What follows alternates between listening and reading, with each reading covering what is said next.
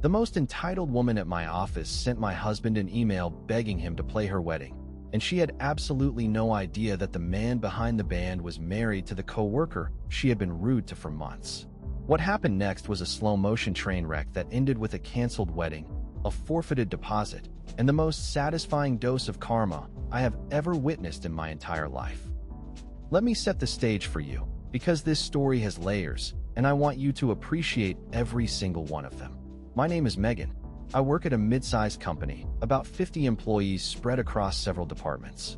It is the kind of workplace where you know most people by name, but there are pockets of the office where you rarely venture, people you pass in the hallway and nod at but never actually have a real conversation with.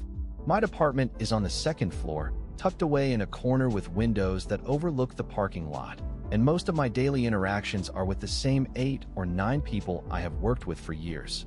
About a year and a half ago, a new employee joined the company. Her name was Jane. She had just graduated from college, bright-eyed and bushy-tailed, stepping into her first real job with the kind of confidence that either comes from genuine talent or from a complete inability to recognize your own limitations. In Jane's case, I would come to learn it was very much the latter. The first time I interacted with Jane, it was over something routine. I needed information from her department, a simple question about a process I was not familiar with, the kind of thing you ask when you are trying to do your job correctly rather than make assumptions. I walked over to her desk, introduced myself, and asked my question. She looked at me like I had just asked her to explain basic arithmetic to a toddler. Her response was condescending in that particularly infuriating way where the words themselves are technically polite, but the tone, the eye contact, the slight pause before answering, all communicate a very clear message. You are wasting my time, and I think you are stupid for asking. I walked back to my desk, feeling a hot flush of irritation climbing up the back of my neck. I told myself it was a bad day. Everyone has bad days. Maybe she was stressed. Maybe she was nervous about being new. I gave her the benefit of the doubt, because that is what you do in a professional environment, and I avoided her for the next several weeks. But the pattern continued. Other people in the office started noticing it too. Jane had a way about her, an energy that vibrated at a frequency somewhere between entitlement and obliviousness. She would make comments in meetings that were subtly dismissive of more experienced colleagues. She would volunteer for high-visibility projects and then fail to follow through, leaving others to pick up the slack. She would take credit for collaborative work and respond to constructive feedback with thinly veiled defensiveness. She was, in the most charitable possible interpretation, difficult. In the less charitable interpretation, she was insufferable. I did what most adults do in this situation. I maintained professional civility, avoided unnecessary interactions, and vented my frustrations to the one person who always understood, my husband. Now, about my husband. His name is Marcus, and he is, quite literally, a rock star. Not in the metaphorical sense that people use to describe someone who is really good at their corporate job. Marcus is an actual musician. He is the frontman and lead singer of the biggest, most successful wedding band in our state. I am not exaggerating when I say that. His band has been featured in bridal magazines. They have a waiting list. Couples book them a year or more in advance. Marcus is the kind of locally famous where people recognize him at the grocery store and ask for selfies, not constantly, but often enough that it has become a normal part of our lives. I help Marcus run the business side of things. I manage the emails, the contracts, the scheduling, the logistics that keep a busy wedding band operational. Our inquiries come through a professional email address, something along the lines of bookings@thebandname.com, and most couples have no idea that the woman responding to their emails is also Marcus's wife and a full-time employee at a completely unrelated company. Marcus knows everything about my work life. Everything. He knows about the projects that excite me and the ones that bore me. He knows about my favorite coworkers and the ones who drive me up the wall. He knows about the microwave in the break room that nobody cleans and the guy on the third floor who clips his nails at his desk, and, of course, he knows about Jane. I had told him every story, every eye roll, every condescending remark. He knew exactly who she was and exactly how I felt about her, which is why what happened next was so spectacularly, cosmically ironic. I was sitting at my kitchen table one evening, laptop open, working through the band's latest batch of inquiry emails. This is a task I do 2 or 3 times a week, usually while Marcus is at rehearsal or out doing a gig. I have a system. I open each email, check the date against the band's availability calendar, and respond with either a quote or a polite, "Unfortunately, we're already booked for that date" message. It is routine. It is mechanical. I have done it hundreds of times. I opened an email from a woman named Jane. Common name. Did not register at first. She wrote that she had seen the band perform multiple times, and, in her exact words, she needs to have them play at her wedding for her day to be perfect. She included her wedding date, her venue, and her contact information. She gushed about how talented the singer was. She used multiple exclamation points. I stared at the screen for a solid 30 seconds before it clicked. Jane. My Jane. The Jane from work. The condescending, entitled, recently engaged Jane who had implied I was stupid for asking a simple question. I checked the email address. I checked the wedding date against details I had overheard at the office. Everything matched. Jane, the woman who had made my professional life a small but persistent annoyance for the past year, was begging my husband to play her wedding. And she had no idea. She did not know that the singer she was fawning over in her email was the husband of the woman she had been rude to. She could not have known. Marcus and I have a common last name.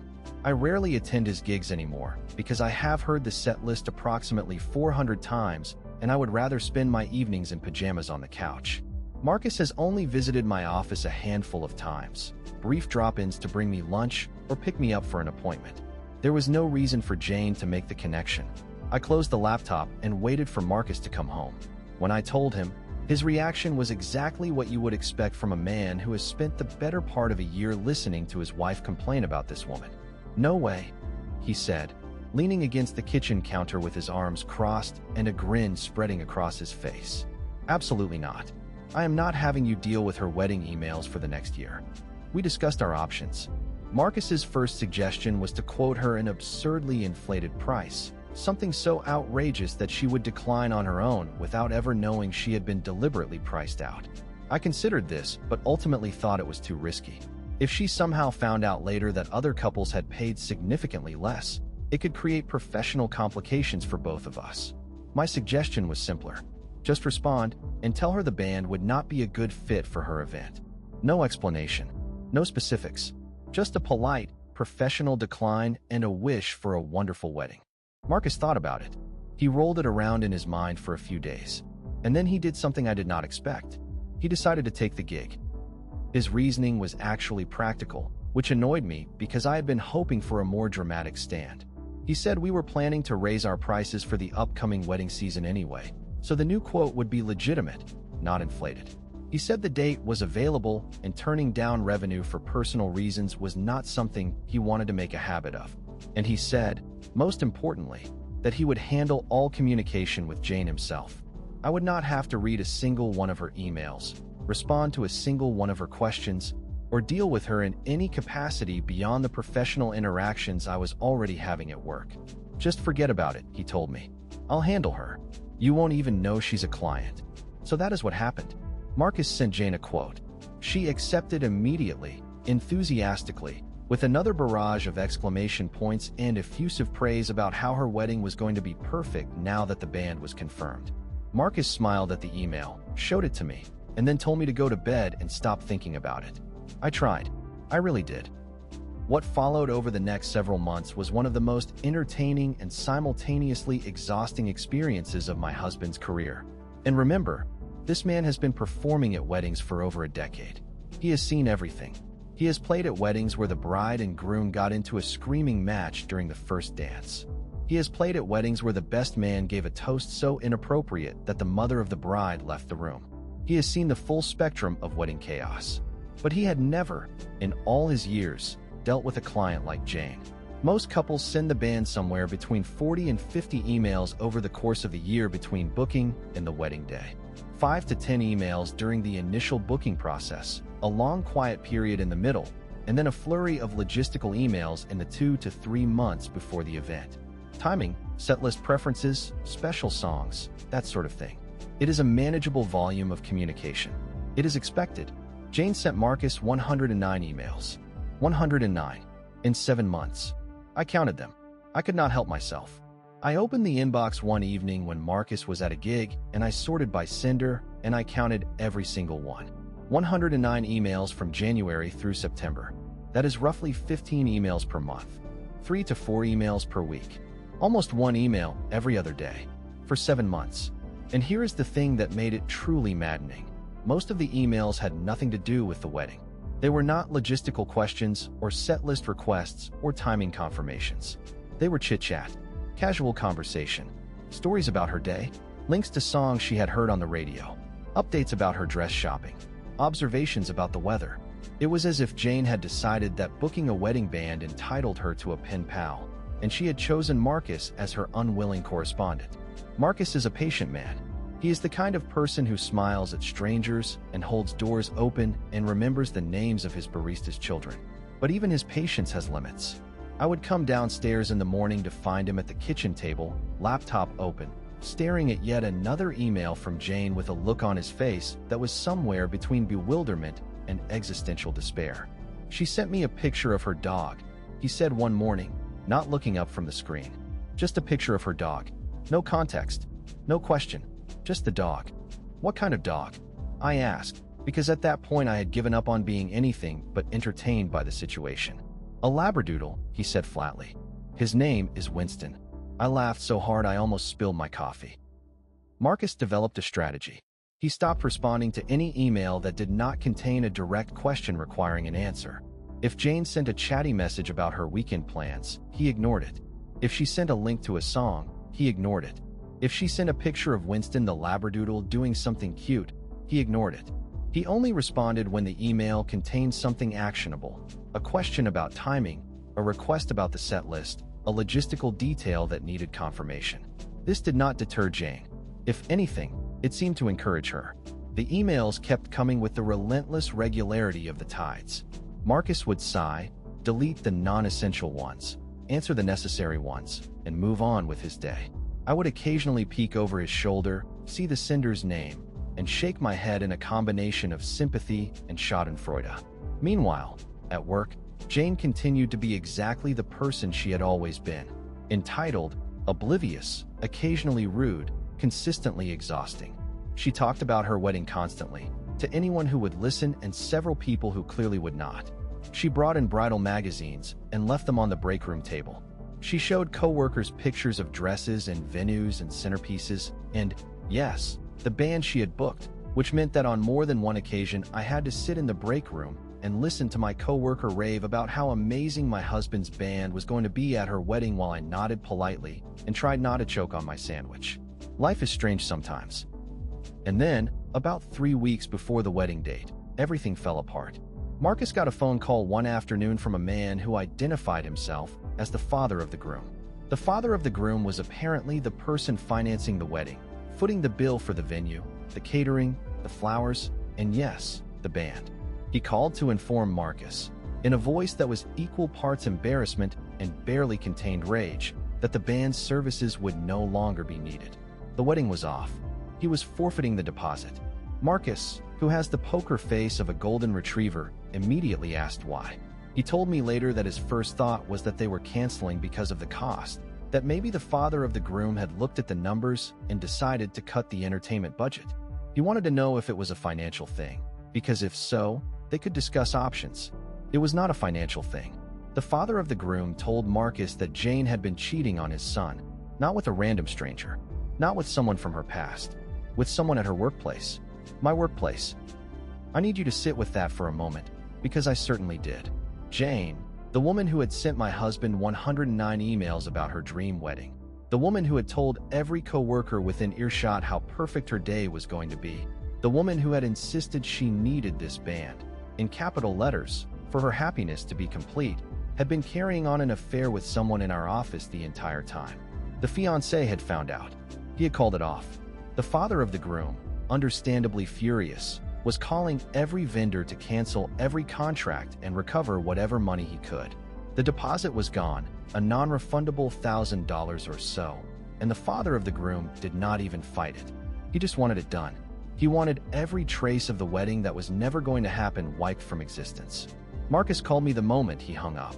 I could hear the grin in his voice before he even told me what happened. He laid out the whole story, every detail the father of the groom had shared, and I sat at my desk at work, phone pressed to my ear, and felt a wave of emotions so complex and contradictory that I could not begin to sort them out. There was satisfaction, I will not lie about that. A deep, primal, almost physical satisfaction that the woman who had been so rude to me, so dismissive, so entitled, had just had her perfect day obliterated by her own choices. There was something that felt uncomfortably close to glee, and I am not proud of that, but I am being honest. There was also genuine shock, because even though Jane had been difficult, even though she had been rude and condescending and sent my husband enough emails to constitute a small novel, I had never imagined something like this. An affair, a canceled wedding, a whole life imploding in slow motion while the person at the center of it had been walking around my office acting like everything was fine. And there was curiosity, a burning, almost unbearable curiosity, because the father of the groom had said the affair was with someone at my work, and that meant one of the people I saw every day, one of the people I shared a break room with and said good morning to and sat across from in meetings, was the other person in this story, and I had no idea who it was. I saw Jane at work a few days later. She walked into the office looking exactly the same as she always did. Same confident stride, same slightly too loud voice, same energy that filled whatever room she entered, whether the room wanted it or not. If she was devastated by the collapse of her engagement, her wedding, and presumably a significant portion of her personal life, she did not show it. She sat at her desk and opened her laptop and went about her day as if nothing had happened. I watched her from across the office, pretending to read a report, and I marveled at the performance. Because that is what it was, a performance. Just like the 109 emails had been a performance, and the excited wedding talk in the break room had been a performance, and the dream wedding planning had been a performance. Jane was very good at presenting a surface. It was only when you looked beneath it, when you asked a simple question or interacted with her in a way that required genuine humility or self-awareness, that the cracks showed. I never found out which coworker she had been seeing. I have my theories. There are a few candidates, people who seem to interact with her a little more frequently than their job descriptions required. People whose body language around her was a little too familiar, a little too comfortable. But I do not know for certain, and honestly, I am not sure I want to. Some mysteries are more entertaining unsolved. What stayed with me long after the dust settled was not the schadenfreude, though I will admit that lingered for a while. What stayed with me was the absurdity of the whole situation. The sheer, improbable, almost fictional coincidence of it all. Of all the wedding bands in the state, of all the email addresses she could have written to, of all the musicians she could have begged to play her wedding, she chose my husband. The husband of the woman she had treated with such casual disrespect that she probably did not even remember the interaction. The husband who had spent 7 months patiently fielding her 109 emails while she simultaneously conducted an affair that would destroy the very event she was so desperately planning. There is a word for that kind of cosmic alignment, and the word is karma. I do not throw that word around lightly. I am not the kind of person who believes the universe is keeping score or that bad things happen to bad people as some kind of divine justice. Most of the time, life is just random and unfair, and people get away with things they should not get away with. But every once in a while, very rarely, the stars align in a way that is so perfectly, precisely, almost surgically just that you cannot help but wonder if someone, somewhere, is paying attention. Marcus still has the email chain saved. All 109 messages. Sometimes, when we are having a bad day, when work is stressful or the kids are difficult or the world feels heavy, one of us will say, casually, "Remember Winston the Labradoodle?" And we will both laugh, not cruelly, not at Jane's expense exactly, but at the beautiful, ridiculous, endlessly surprising absurdity of the human experience. And somewhere out there, Jane is living her life, probably sending someone else 100 emails they did not ask for, probably planning something new, probably being, in her own inimitable way, exactly who she has always been. I wish her well. I genuinely do. I hope she finds whatever it is she is looking for. I hope she grows. I hope she looks back on this chapter of her life and learns something from it, about humility, about honesty, about treating the people around you with the respect you expect them to give you. But I also hope she never, ever finds out that the band she needed for her perfect day was run by the woman she once made feel stupid for asking a simple question. Some things are better left unknown. Marcus, by the way, kept the deposit. The father of the groom forfeited it willingly. We used it to take the kids on a weekend trip to the coast. We ate seafood and built sandcastles and watched the sunset and never once mentioned Jane or her wedding or any of it. It was perfect. Not the kind of perfect that requires 109 emails and a non-refundable deposit.